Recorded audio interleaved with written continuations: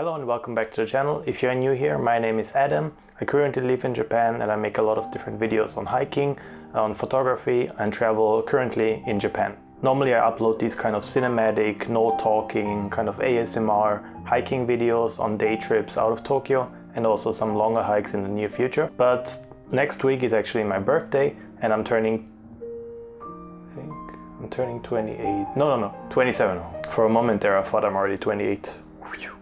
And yeah, because it is my birthday, next week is gonna be kind of busy. We're gonna meet family. We're also gonna go on a small 2-day trip to somewhere. I don't know, my wife is organizing it, so I'm not exactly sure, or I don't even know where we are going. But I'm going to also upload that video, the week after that. But yeah, since there's not gonna be a kind of a hiking video this week, I thought instead I'd do like a 2-video series. The first one, this one, is going to be about kind of how I find hikes in Japan and also how I shoot the video, but not on the technical side in what I do in the camera, how I make sure to expose the picture, what I do with the picture profile, and how I edit the videos. That is going to be on Sunday. In today's video, I want to talk a little bit about how I find the hikes, what I do during the hiking to shoot the video, and also just some general hiking advice in Japan that I figured. First off, how do I find these hikes? So one of the resources that I use is actually one that I created myself, which is the custom Google Maps that includes all of different hikes, photo spots, and also nature spots in and around Tokyo. Now, I've created this map a couple months ago and I first shared it, I think maybe 1 or 2 months ago. And yeah, this is just a custom Google Maps where whenever I find a new hiking spot or a new nature spot or photo spot or whatever, I just pin it on there so that I can quickly get an overview of where it is, what it is. It has a short description and also a picture. And if I make a related video to it, there's also going to be a video link in it so people can quickly find it. If you're interested in the map, I kind of did a video on it, which you can check out up here, or I guess it's up here. And there's also, in every video that I make, there's a link. The top link is always to the Google Maps. You can check it out for free, and every new spot that I add will be still under the same link. It will just be updated. But how do I find the places to put into the Google Maps? For hiking in and around Tokyo, there's one really great blog or website that is called ridgelineimages.com, and it is run by a guy named David Lowe. I haven't met him personally, but he seems like a really nice guy, and I think he's running this kind of blog solo, and it's a really great information portal for a lot of different hikes in and around Tokyo. So there's Tokyo, Kanagawa Prefecture, some Chiba, some Saitama, mostly around Tokyo. And yeah, it's probably the best English-speaking resource for hiking around Japan. It has a lot of different photos, it has descriptions, it has ranking by difficulty, it has maps. It's a really, really great website. I would definitely recommend checking it out if you're looking to hike in Japan. The link is going to be down in the description below. Whenever I find a cool hike there, I usually add it to the map and do it later if I have the time. Another thing that I use is the All Trails website. If you're into hiking, you have most likely heard of it. It is basically a community-based hiking portal where there are curated hikes but also community hikes, and for every country there's at least some kind of hikes. In Japan there's a pretty decent amount, I would say maybe 100 hikes, plenty around Tokyo as well, so you can always kind of quickly find hikes in there. They're again ranked by difficulty, they are shown with their exact route, and people can also record the hike and rate it, and it kind of is a nice community portal. I haven't really used the portal in itself for recording my own hikes, but I'm definitely gonna be starting doing that from my next hike on. And yeah, it's a great platform. If you haven't checked it out yet, I'm gonna link it down below. There's also an app for your phone, so if you want to record your own hikes, I believe you have to have the app, start recording once you start the hike, and then once you're finished, just stop recording and it will record the route. And yeah, you can kind of build a community there. Definitely looking to do that more. But yeah, it's also a great discovery tool for hikes, not only in Japan or in your local area. If you want to check it out, just search your city and I'm sure there's going to be plenty of hikes available to you as well. Now that's it as far as English-speaking resources, but for hiking in Japan there's obviously a lot of Japanese resources as well.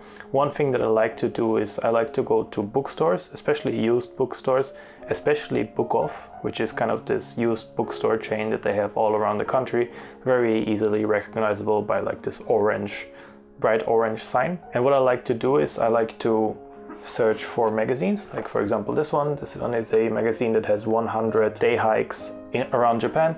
I believe in the Kanto area there's around 30 or 40 here, for example here. So you can find books like this and also some other books. If the book is kind of cheap, for example, this one was maybe 200 yen or $2, so then I will buy it and then I get home and I transfer all of the information that I find useful in here into the Google Maps. If there's only like 1 or 2 places that I find interesting in a book, I usually just take out my phone and then sneakily take a picture of whatever is in there and then transfer that from my phone. Unfortunately, my phone always makes a sound, so I kind of feel awkward. But yeah, still, Japanese books are definitely a great resource. And then one more thing that I like to do is I like to go to hiking stores. So for example, earlier this week I went to a really big hiking store in Shinjuku, and they often have these flyers that are set up there by different tourism associations or by local hiking associations. For example, this one.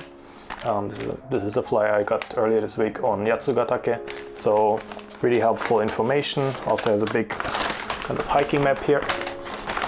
You can see it. So you can always kind of find more local hikes in hiking stores. If you just search hiking store Japan or hiking store, wherever you are, I'm sure that you'll find some, and there you can just take these free flyers. Also great information. This is a hike that I want to do in July, which is going to be a multi-day 3 or 4 day hike. But yeah, still kind of preparing for that one. But yeah, once I figure out which hike I want to do, what I then do is I kind of research in what is available on this hike already, kind of what kind of videos are available on this. Part of the reason why I'm doing these videos on kind of day hikes in Tokyo and other hikes in Japan is because there is not a lot of material available on YouTube, which I think is a shame because the mountains here are really beautiful, the nature is beautiful, and there's like 15 videos available on a Konbini where people go in and buy random shit, but there's a single video available on hiking Mount Nokogiriyama or something, which I think is kind of a shame and an imbalance because nature is really beautiful. Yeah, you got the wacky Japanese stuff, which is cool, but you know, it's kind of interesting seeing both sides, nature and modern Japan. So yeah, usually some of the more popular hikes, for example Mount Tsukuba or also Nokogiriyama, will have a couple of videos that are also done by bigger creators, but usually it's like a vlog style video, so there's very little kind of this cinematic or like just maybe some aerial drone footage or something like that available. So that's why I'm trying to kind of fill that niche, so to speak. A little bit of German almost came out there, but yeah, that's why I'm trying to fill that niche, and that's why I'm kind of researching before that. Other thing I research is how to get there. Usually I just use Google Maps for that, which is really great in Japan because it shows you the exact times, it shows you when you have to transfer, and also shows you how much it costs.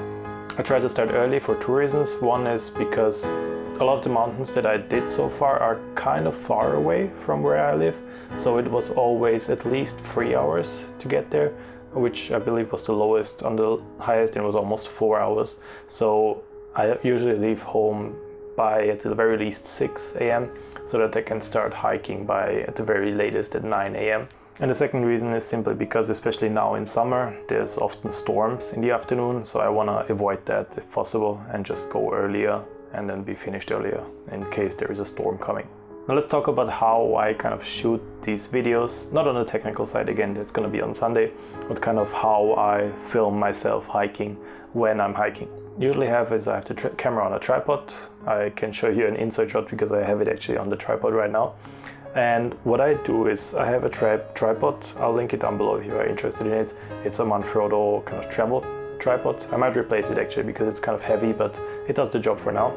And it has kind of 3 stages that you extend. What I do is I leave the bottom kind of section fully extended, and then I basically just carry the tripod around for essentially the entire hike. The reason for that is that I don't really want to pack the tripod every time to the side of my backpack, which is where I keep it, and also pack the camera inside, then just walk 5 minutes and then have to take it out again. That really breaks the pace of my hiking. So what I do is I just carry the tripod around. It folds down to maybe like this size, so you can kind of carry it around nicely. Obviously you don't have your hands free. If you want to use walking sticks or something like that, that's not possible. But for me, that's good enough. I don't use walking sticks. So that's why I kind of just carry around the tripod.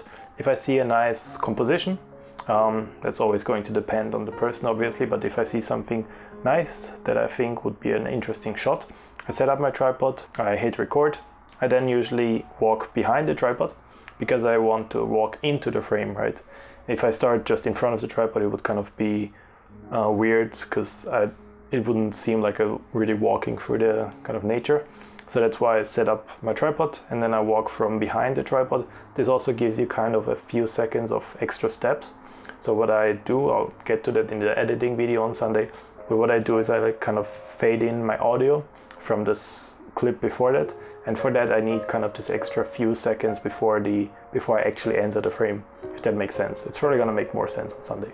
And then yeah, I just walk for, I don't know, maybe 10-15 seconds for however far I want to get in the shot, and then I just return and grab my tripod, I stop recording, and then I keep going. So yeah, that's why my hikes usually take much longer than what the time is that is indicated, because well, not for every section, but a lot of the sections I kind of double hike. It's a hike, I come back, and then I hike again. So that's why the distance to the hike is actually much longer than what is indicated on every hiking kind of paper and everything. Try to vary my shots, sometimes walking into the frame. Sometimes I also set up the camera, then walk back, and then kind of walk into the camera so that I can kind of vary the shots. So yeah, it's always going to kind of depend on the scene that you have available and kind of the composition that you have, and also on the light. For scenes where it doesn't really make sense that I'm shooting with a tripod, which are, for example, in the last video that I uploaded, in the Ibaraki video, there was a section where it just went basically almost 90 degrees down on like rock climbing. For that, it doesn't really make sense to show a lot of this with a tripod, because it's just the same scene over and over again. For that, I will actually put the tripod away, put the camera away, and then what I have is a head mount with a action cam attached to it, the DJI Osmo Action. So I attach that to my head, and then I just kind of tilt it down and then show myself hiking there as well. And then I also use a drone for shots where there is open space. I try to not use my drone around people, because I feel like it always makes them feel uneasy. It's noisy, so you know, when people are out hiking in nature, they want to enjoy the nature, and the drone kind of, yeah, it destroys this kind of peace and quiet. Also, they might feel a little bit iffy because they feel like they are being recorded. So that's why I tend to maybe fly my drone not off the main maybe viewpoints, and maybe a little bit away from people. It really makes them feel better, makes me feel better, because I don't have to kind of worry about if somebody will come up to me and tell me to stop filming them or something.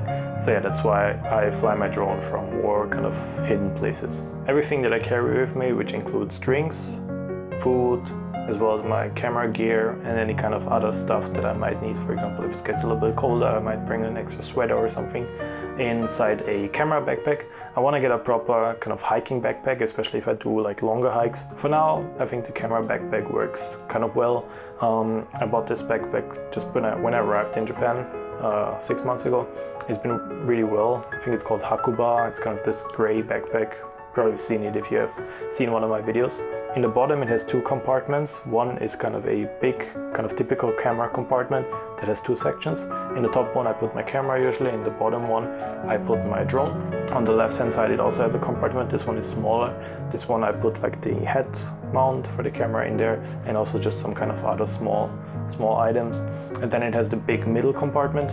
In that one I put in my tripod, and kind of underneath the tripod I put in the food and the drinks and any kind of other equipment I might have. For example, a drone controller, an extra battery for the drone, and also extra batteries for the camera, maybe a sweater if I have it. It does work really well as a day pack, especially for if you're a filmmaker that is looking into hiking, then this works really well. It is kind of just one big section in the middle, but I think a lot of hiking backpacks are like this anyway, so yeah, that's why it works well. And if you want, you can easily attach the tripod to the outside as well, which I do often. So that works as well. And yeah, I think that's pretty much it that I wanted to talk a little bit about today, just how I find the hikes, and also how I film on a more kind of logistic side on things. And then yeah, as I said, next week, or well, 4 days from now actually, there's going to be the video on how I kind of film in terms of gear, what I do in the camera.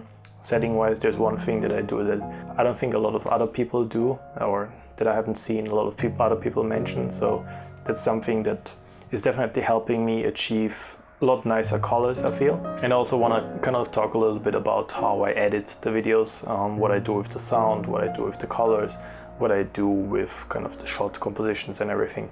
But yeah, it was just a quick video so you wouldn't forget my beautiful face while I'm gone traveling.